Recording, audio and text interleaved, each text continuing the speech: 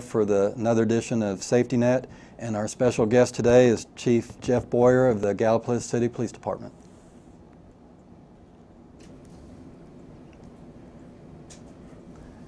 Welcome to the University of Rio Grande in Rio Grande, Ohio. My name is Scott Borden. I'm the campus police chief, and with me today is the co-host, Lieutenant Barry Call of the Gallipolis State Highway Patrol Post, which covers Gallia County and Meigs County, and our special guest, Chief Jeff Boyer of the Gallipolis City Police Department. And as those, we always start off with Lieutenant Call. Tell us a little bit about what's going on at the Gallia Post and the Meigs County area. Thank you, Chief. Appreciate you having me on again. I always enjoy coming out and talking to everybody. Gallipolis Post has been fairly busy here over the past few weeks. We've had some fatality crashes that we're dealing with. Just a reminder that everybody please drive responsibly, obey all traffic laws, and drive defensively. Furthermore, we're getting prepared or geared up for the Thanksgiving holiday that's coming up. It'll be here a week after next. AAA is forecasted this to be, as far as travel-wise, people both on the road and flying through the air is going to be escalated more so than the past 4 or 5 years. So, speaking for myself and everybody from our division, we ask everybody to drive responsibly, obey the speed limits, wear your safety belts, drive responsibly, and if you do choose to go out, please have a sober driver to get you back home and make everybody safe for the holiday weekend.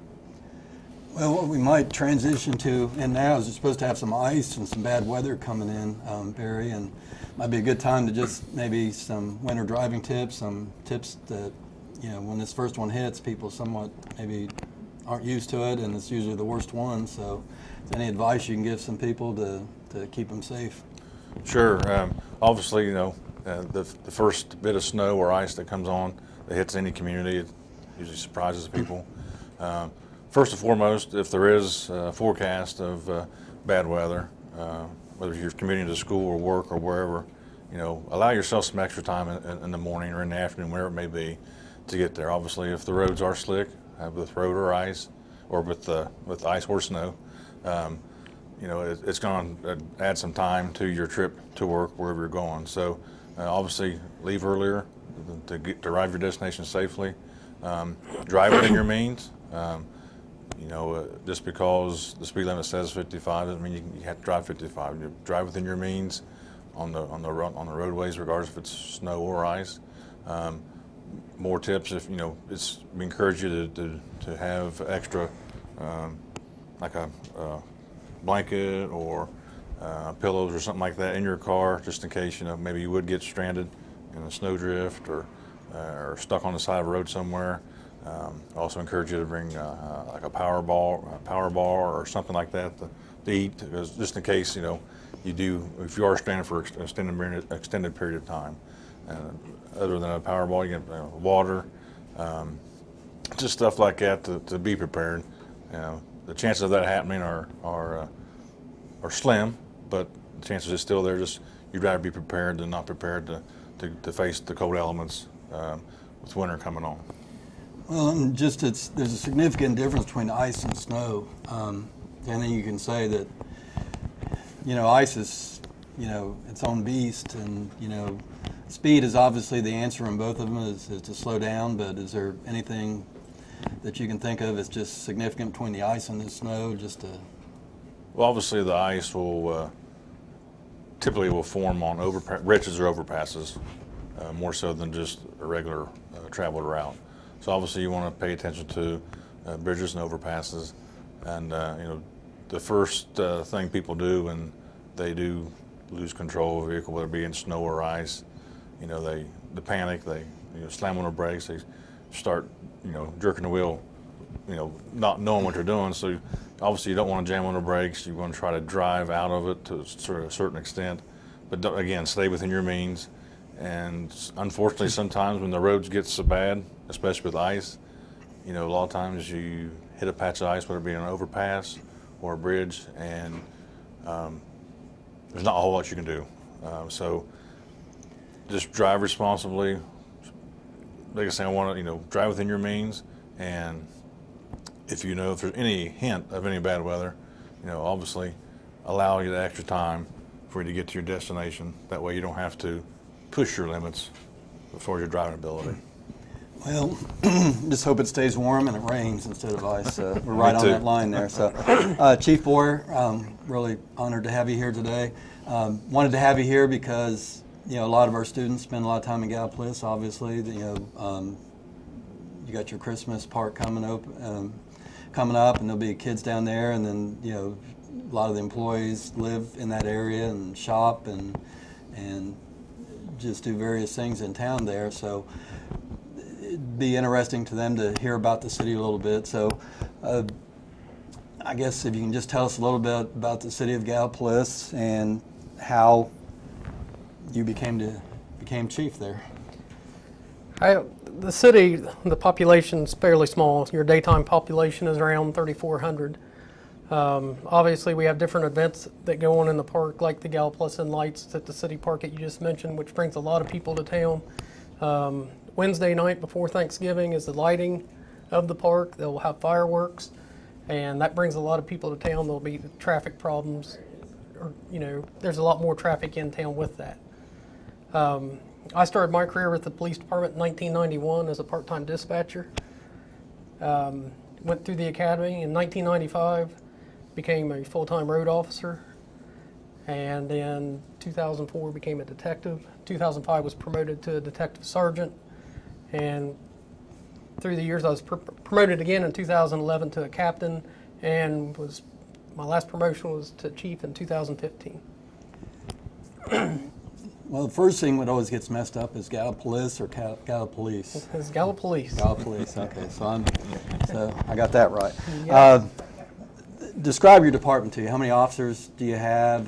Your rank structure. Just a little bit about the setup of the department, where you're located, and everything. Okay, our department, it's a small department. We have 12 full-time officers, and that includes a chief, a detective sergeant, and a sergeant. Again, our nighttime population or bedtime population is about 3,400, 33 to 3,400, but our daytime population grows because of the businesses that are in town and the people that are working in town. If obviously the citizens need to report crimes, events to your department, what are the various options? I know you got a website that is very nice, but describe your website and the numbers. Do you have an anonymous tip line? Just the various ways that citizens can contact you. Well, we also have a Facebook page that we can take tips. We have the anonymous tip line at 740-441-6020, and there is also on our website, the gallipoliscity.com. Go to the police department tab, and there's also a place on there that you can send anonymous tips to the city police. Say somebody out there local or just a citizen in Gallia County wants to become a Gallipolis police officer, and keep that first, the police officer. I know you might then, well, let's do that first. If they want to become a police officer, what's the path they would travel to get there? Well, with our department, you're required to be a certified police officer through APATA, and then you just get with an application process. We do not have an application online. You'd have to come to the department, pick up an application, or you can drop off a resume at the police department. Okay, and you've got an auxiliary program. Can you talk about that a little bit? We do. The auxiliary program, again, you still have to be a PATA certified police officer, and it is just a voluntary when you put your hours in. We require about 8 hours a month, a minimum. Again, you are a certified police officer. It's just not a paid position. How many auxiliaries do you have right now? Right now, we only have about 5. We also have 4 part-time, which I didn't get through in there earlier. 4 part-time officers that help us, that help the full-time kind of fill in for vacations, and just we're short manpower. Well, and the part-time employees and the auxiliary, it'd be hard. Yeah, I know the sheriff's department goes through that too, the sheriff's office. It would be hard to function without those people, would it? They're a huge help. And something we never talked about before and probably should, Barry, is the Highway Patrol has an auxiliary program. Yes. And one of your employees there is a prominent member of that. Can you talk about that a little bit? Yeah, with the Highway Patrol, they have their auxiliary program as well. It's similar to what the Chief's Auxiliary Department is. It's voluntary work. They're required to do so many hours a month. That can involve doing stuff at the post, but primarily involves they actually get into the patrol car with one of my troopers or sergeants, and they patrol the roads with the officers. Now, obviously, they're not armed with weapons. They have a mace to their. They have a capability of using mace if need be, but primarily they're just as a resource to our officers on the road, on traffic stops, crash scenes. They are very valuable. You know, we have one at the post, Tim Massey. He's actually a major in our auxiliary right now. He's a great resource for us. He loves to come out and work with the guys. In fact, the past couple of years, he's even worked with them at the Farm Festival, directing traffic. So it can be a very valuable tool for us. But you know, like an individual like Mr. Massey, you know, he enjoys doing that, and you know, volunteering their time. And it's not just volunteering their time to ride around with the trooper. It's volunteering their time to make a difference in the community.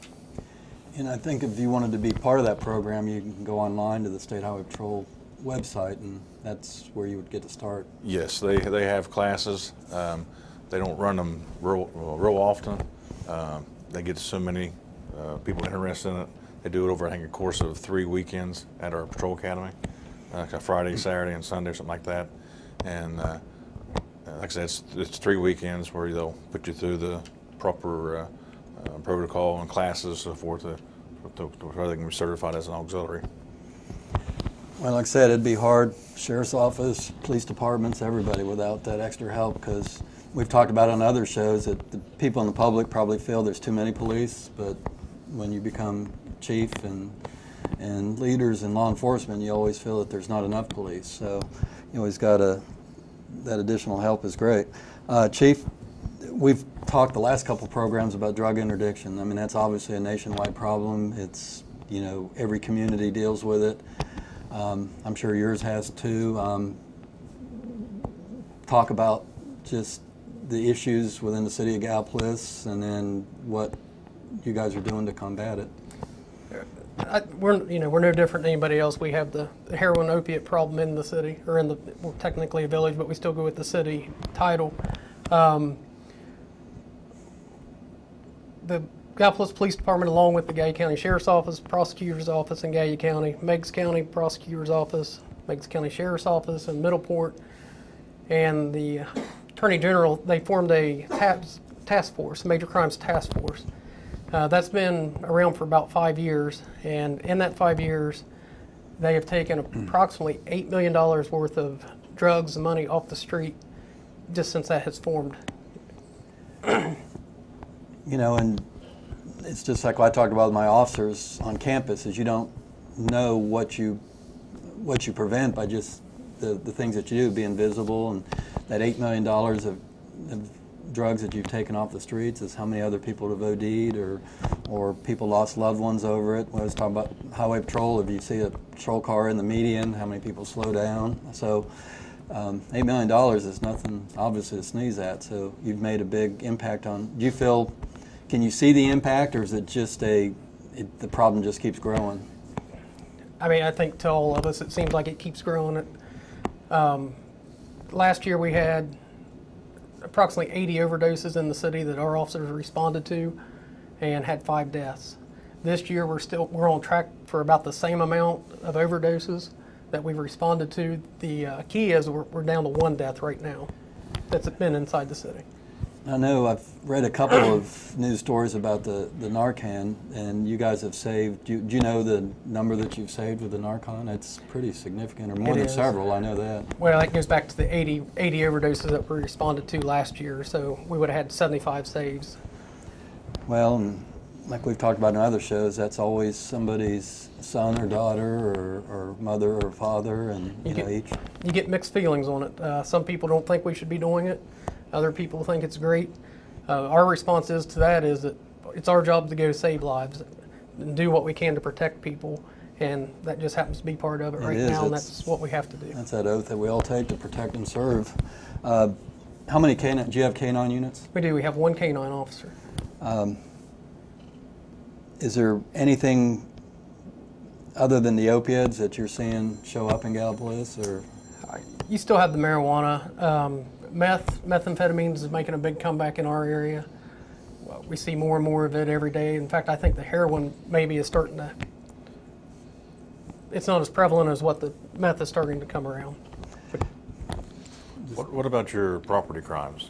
Our property crimes are on the increase, and that's, again, we link it back usually to the drug problem, people trying to support their habit.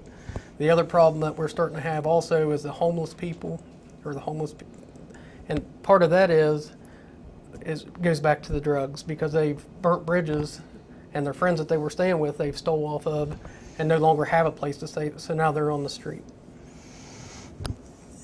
Is there, I mean, the opiates and drugs bad enough, and the crime, but is there any other crime trends that you're seeing in the city of Gapless that, I mean, because obviously the thieving is always up there, obviously, and then the drugs, but, you know, this is a time of year where I've even just told my guys that, you know, when you get close to the holidays, you have more domestics, you have, you know, people are somewhat despondent.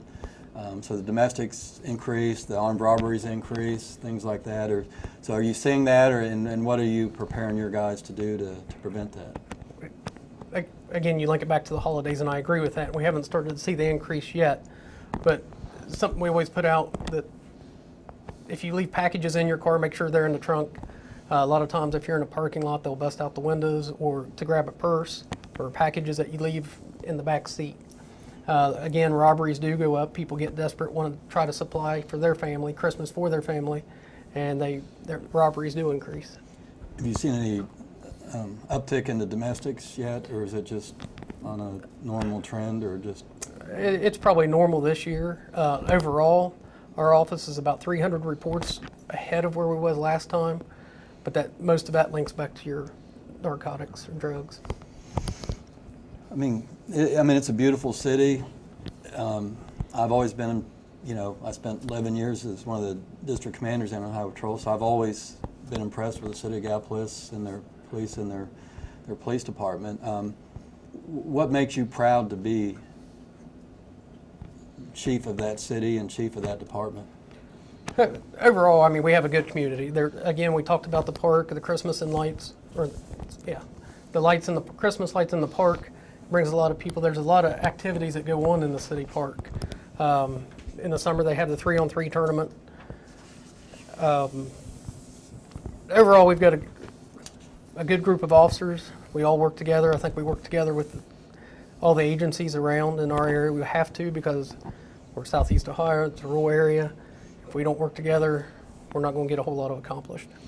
I'd like to throw something in there, Chief, if you don't mind. I've known Chief Boyer my whole career, 27 years with the department, and we started out as young bucks, so to speak, and we slowly came through the ranks. You know, I went away to Ironton for a few years and came back, but it was refreshing to come back to have somebody that, you know, you started out as boots on the ground with Chief Boyer, as well as Sheriff Champlin too, and it's been a great relationship for me with Chief's Department and the Sheriff's Department there in Gallia County. But thank you for what you've done, and thank you. Look forward to working with you in the future. Absolutely. And we've had great cooperation. Other than him, I've given him a hard time over the years. He's stolen 2 or 3 of my best people here that I've had over the years, and he's taken them to the city with him, and I don't know they'll ever forgive him for that, but they seem happy, and I've got good ones now, and he's good with them, so that's all good. Use of alcohol in the city. Does it seem like, with somewhat of the despondency that seems to be going on, that it's increasing or staying about the same? Or? I would say our focus is not on the alcohol like it used to be because of the heroin and the meth. The drugs take a lot more of our focus than what we're able to put on the alcohol anymore. What about underage drinking? Do you have, luckily I don't hear our kids having very many issues down there, and I just generally underage drinking, you running into it, or just because they're using drugs now instead of drinking? Yeah, we still have it occasionally. Nothing like what it used to be, or at least not that we are seeing. What about guns? Are they becoming more prevalent, or finding more of them, or being used, or? Yeah, well, over the summer we actually had two different calls where two different houses on the same block were shot up. There is an increase in people carrying guns. Of course, your concealed carry is part of that, but just because you conceal carry doesn't mean it's illegal or it's a bad thing. But yeah, with your drugs, kind of guns go hand in hand with drugs, it seems like. Yeah, they got to protect their product, I guess. Their profits. But yeah, even on, you were talking about earlier about thefts, it seems like, you know, when I was first started as a trooper and stuff, and you guys probably first started law enforcement, and you've probably seen within the city, is people didn't break into the house if they knew there was a gun there, because that was a deterrent. Now they break into the house because there is a gun there and they want to steal the guns. Right. And I don't know if do you get very many guns stolen within the city, or? I don't have a number off the top of my head, but yeah, there are several, and again, a lot of those are left in the vehicle. And that goes back to what we talk about all the time, locking your vehicle, and greatly decreases the chance of someone breaking into them. You alluded to it a little bit, but interagency cooperation is just a really, really big deal. You know, there isn't enough police, even though some people in the public, when they go someplace, they think there's way too many. But what's your personal feeling? You described it a little bit, but especially, you know, it just seems like in this southern Ohio area, between the Gallipolis post and the Sheriff Champlin and your people, and not a lot of exposure to our people, but we try to do what we can to help you guys. But, you know, how do you think that all works, and is it working as good as it can, or can it get better? Or? I would like to tell you it works great. If we didn't work together, I'm not going to throw out how many officers we have on duty at a time, but it's a dangerous situation a lot of times, and without the cooperation of the departments, Lieutenant Call and his officers, Sheriff Champlin, it's a safety concern, and if we don't work together, it makes it a lot worse for the officers that are working. Well, and these drug task force that you're talking about, and you know, I know Highway Patrol sponsors some events a couple times a year where you have, you know, a big drug enforcement, and sort of lead into what we've talked about with Sheriff Champlin a little bit is, how do you feel, you know, how people look at law enforcement varies all the time. I always said after 9/11, the Boston bombing, and some other things, everybody loves law enforcement, and that seems to dissipate a little bit. But it seems like in southern Ohio, we do a lot better. I think there's always a general, you know, these are the good guys. But what do you see in the city of Gallipolis, how you feel the citizens respond to you guys, and just generally maybe nationwide now? I think overall we have a good reputation in Gallia County, in the city of Gallipolis. We have a lot of support from the citizens that live in Gallipolis and Gallia County. It's like every profession, you get one bad apple, and unfortunately if the media covers it, they kind of throw a blanket over all of us, and that's not the case. Well, just like right now, I think, you know, southern Ohio, I think, you know, you go to a traffic crash with, you know, the local fire departments and your fire departments. There just seems like there's just a lot of goodwill, and sometimes it's portrayed that there isn't that goodwill, but I think overall there is a lot of goodwill, and a lot of it is how you treat your people. And I'm sure, do you guys have any special training, or do you just think it's part of your hiring process that your people treat people good with dignity and respect, and they earn that respect? Or? You know, that's part of the things we talk about in the interview process. Is something we're looking for. We want to make sure that everybody's treated the way they should be and how we expect to be treated. Well, and typically, now the bad guys, it doesn't always work out, but typically if you treat people with dignity and respect, you're going to get that back. And I think in southern Ohio especially, not that it's not done every place else, but especially down here, I think we go out of our way to do that. Barry, did you have another question? No, I was just talking about how we treat people here in southern Ohio. you know, we work together as a team, which in collaboration with the other departments. The guys work together because they have a passion for traffic safety or helping somebody. That just manifests into how we treat people. You know, my guys at the post probably deal with more out-of-town people than what Chief Boyer's people do in the city. You know, whether we stopping somebody on 35 or 33 in Meigs County, but you know, we try to we treat people the way they need to be treated, and a lot of that is determined upon what the incident you're involved in with, whether it be a traffic crash or physically taking somebody into custody for an arrest, whether it be OVI or drug possession. So, but typically, my guys, they get the respect that they earn, and that's why I tell them, we've all seen video or TV shows or stories of, law enforcement being over the top, so to speak. But I always teach my guys and taught them from where I was a sergeant to lieutenant, where the respect you get is the respect that you need to be earned.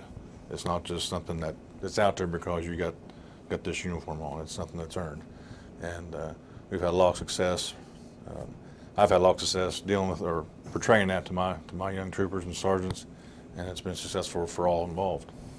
Well, that's one of the things. I've been here 8 years now, and the officers will tell you here, one of the things I borrowed from the Highway Patrol was that you treat people with dignity and respect, and our officers do that, and I think it's been reciprocated because we typically or even rarely have any issues with students because we treat them with dignity and respect, and the officers don't have any other options. So I'm hoping, and these are the young men and the young women that are going to be, working in your city and driving on your highways, and hopefully that, the way we treat them with the dignity and respect, they'll show you guys the same dignity and respect when they get out of here and while they're here. We asked, real quick, Sheriff Champlin this one thing, but other than money, what would help the Gallipolis Police Department be able to fight crime and stuff? What technology or what's out there, or what would you like to see out there? Money, but I mean, that's what he said too. It goes back to put more officers on the street. One time our department was about 22 full-time officers, and now we're down to 12 full-time officers. The more officers you have, the more you can focus on the drug epidemic and the problems that we're having. Well, I think we're about out of time. I'd like to thank Chief Boyer for his time and coming here today, and as always, Barry Call. Just remember, it's going to be icy tomorrow, and remember the good tips that he gave you. And from the University of Rio Grande, this is Chief Scott Borden. Thank you for watching.